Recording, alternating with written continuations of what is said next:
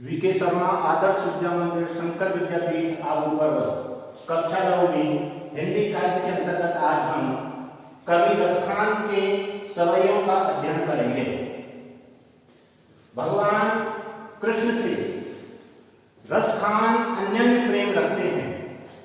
भगवान कृष्ण के प्रति उनका इतना अटूट और एकनिष्ठ प्रेम है कि वो भगवान कृष्ण की जन्मभूमि, वहां का परिवेश, वहां के ग्वाले, वहां के पहाड़, वहां के पत्थर, वहां के जितना भी वहां का प्राकृतिक सौंदर्य है उससे भी वो बहुत ही अन्योन्य प्रेम करते हैं।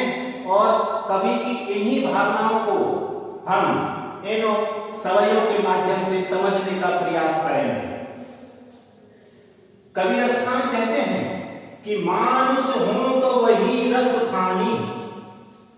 हे भगवान, हे परमात्मा, हे ईश्वर, वो परमात्मा से प्रार्थना करते हैं, अपने मन की इच्छा व्यक्त करते हैं कि यदि मैं मनुष्य बनूं तो कहां बनना चाहता हूं? उस ब्रजभूमि का ही मुझे मनुष्य बनाना जहां भगवान कृष्ण ने विभिन्न प्रकार की लीलाएं और क्रीड़ाएं की थी। बसऊं ब्रज गोकुल गांवों के द्वारन। मनुष्य क्यों बनना चाहता है कवि ब्रज क्षेत्र में? ताकि वह गोकुल में जो ग्वाले हैं उनके साथ में रह सके, यानी वो ग्वाले जिनके साथ भगवान कृष्ण रहे, कभी भी उन ग्वालों के साथ रह करके अपने आप को धन्य करना चाहता है। जो पशु हो तो कहा बसे मेरो।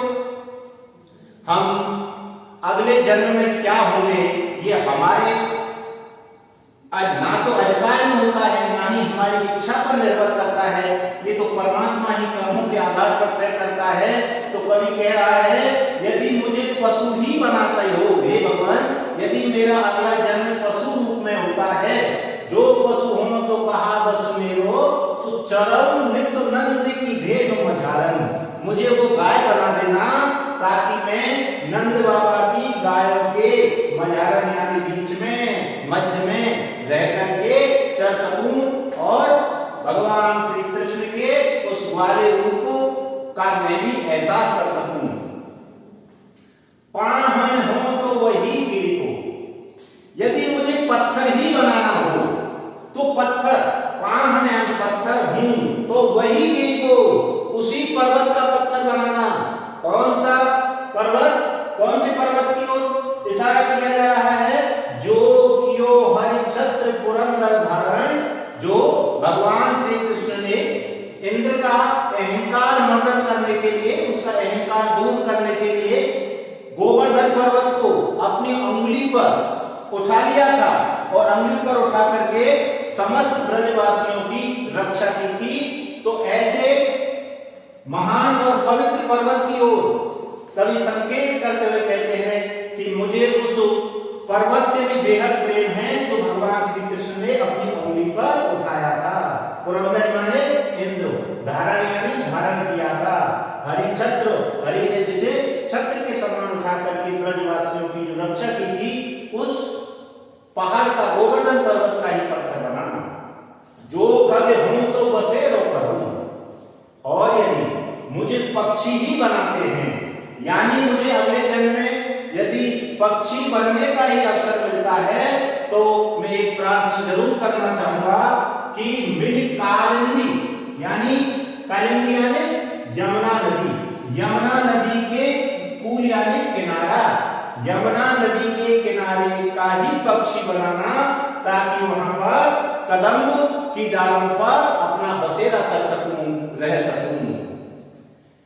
दूसरे सवैये में भी ब्रजभूमि के प्रति अपनी अन्योन्य भक्ति को प्रकट करते हुए कहते हैं, या लकुटी और कामरिया। या लकुटी यानी जो ये लकुटी यानी लाठी, भगवान कृष्ण जब ग्वाले रूप में रहते थे, उनके हाथ में जो लाठी रहती थी, उस लाठी की ओर संकेत करते हुए कहते हैं, या लकुटी यानी वो लाठी जिसे भगवान श्री कृष्ण ग्वाले रूप में धारण करते थे, और कामरिया और जो कोई कंबल ओढ़ा करते थे,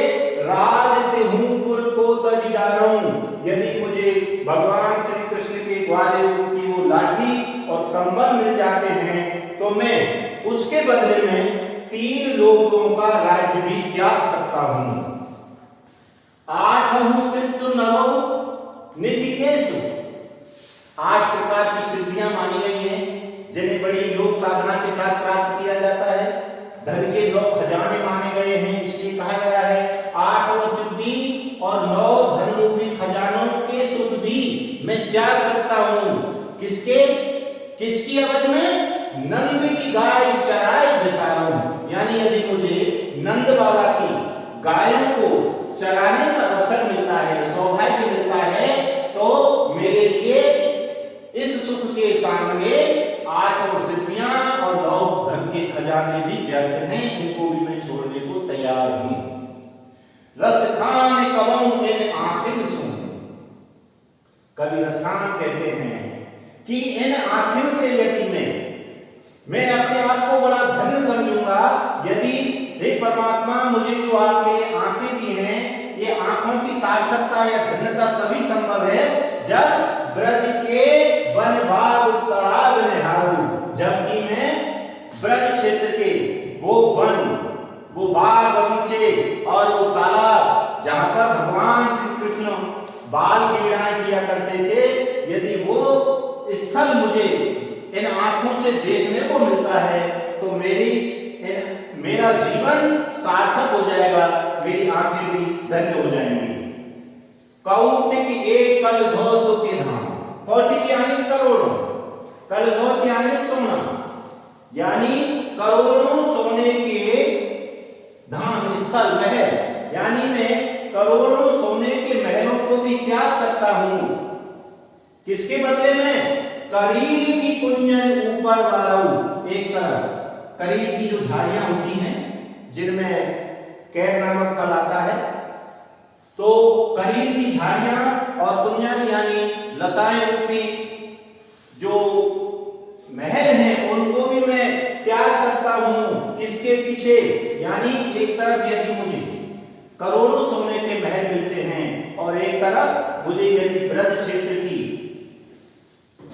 जहां पर भगवान श्री कृष्ण गाय चराया करते थे, उसका जंगल की वो करीनें, वो लताओं से बने हुए घर यदि मुझे मिलते हैं तो वो मेरे लिए कहीं अधिक महत्व की चीज है बजाय करोड़ों सोने के महलों के। इस प्रकार यहां पर भगवान कृष्ण के प्रति कवि रसखान अपनी अनन्य और एक निष्ठ भक्ति को प्रकट करते हैं। इसके आगे के जो 2 सवये हैं उन्हें हम अगली कक्षा में अध्ययन करेंगे। धन्यवाद।